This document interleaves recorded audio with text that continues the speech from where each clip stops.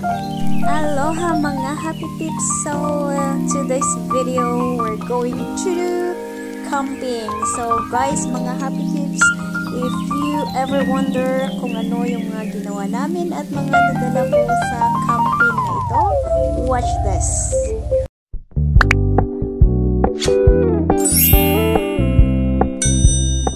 So mga happy peeps, it's time to get ready. So as you can see, I'm bringing my electric pot for me to boil some water for my coffee, an extra blanket, and I'll bring also some drinking water just to make sure, kasi kung bibili doon baka mahal, and also my mug for my coffee, of course, and my spoons.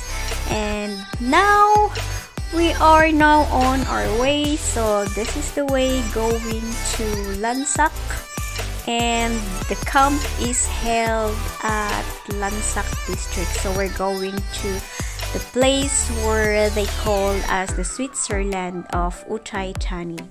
So along the way, we can find some spots or some sceneries where we can take pictures or take some selfies. Like this is flower garden. So in here they planted some or different types of flowers. So, ayan, sa place na to ay malamig-lamig. So, maganda talaga mag-camping sa port ng Uthaithani. So, this is in Lansak. So, mga happy peeps, dito sa flower garden na ito, there are no entrance fees. But if you guys want to pick some strawberries, because they have planted some strawberries, of course, you have to pay. And in front of this flower garden, they have also their shop wherein they sell some strawberry wines, strawberries also. So unfortunately, I haven't seen them selling some flowers. By the way, mga happy peeps, so my friend invited me to join them, since this is like a celebration for their son, for the christening of their son. So like they invited us, they provided the food, and for us who joined the camp, we're going to pay for the entrance to the campsite.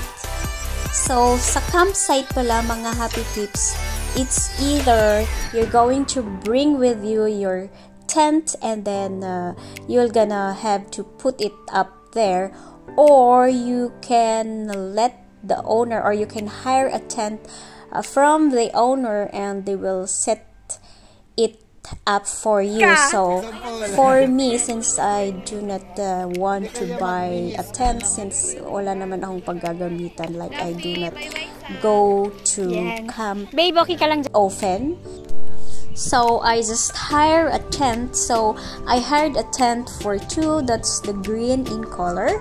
So that you're going to pay 500 for the hire of the tent, and because it's for two people, so the 200 is the payment for the two parties for the entrance fee, and the 300 is for the tent. And then if a tent for only one person, you're gonna have to pay 150 baht, and if you brought with you your tent, you're gonna have to pay the entrance fee as 100 baht. So guys, eto ang place.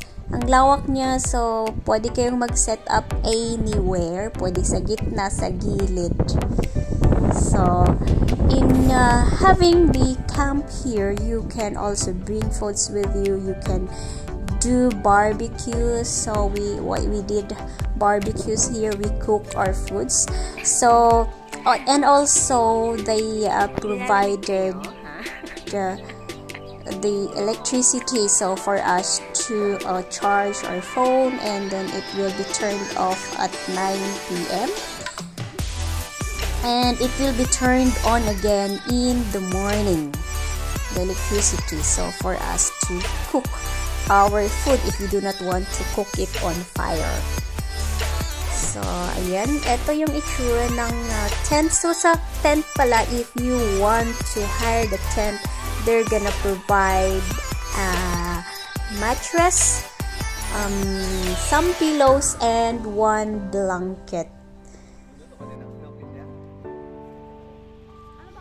Yan mo sila, oh.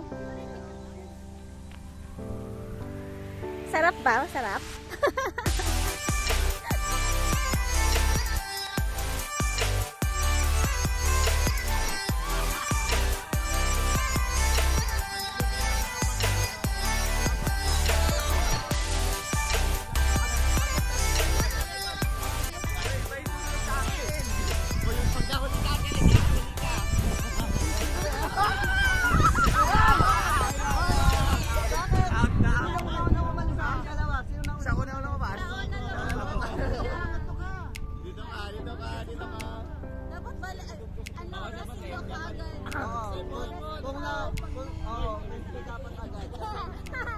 Pag huli ka na sa oras, ibig sabihin tanong ka na.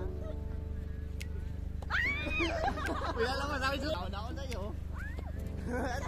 Naman!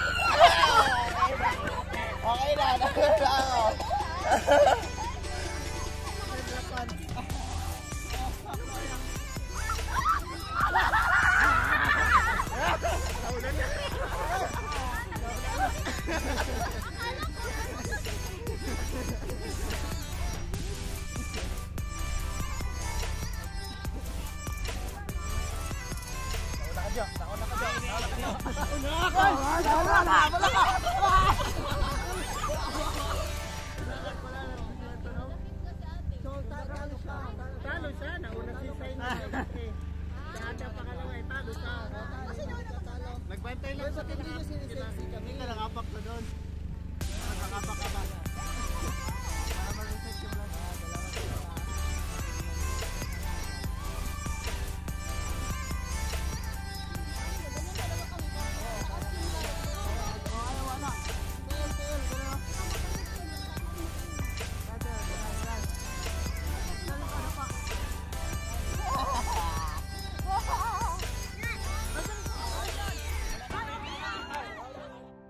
Mga happy pips, ito pala yung view kung bakit tinawag na Switzerland of Uthaithani, because of this view. And also mga happy pips, dito rin sa bandang dito, ayan, napakalawak na ito na parang rancho. They actually open it for camping as well.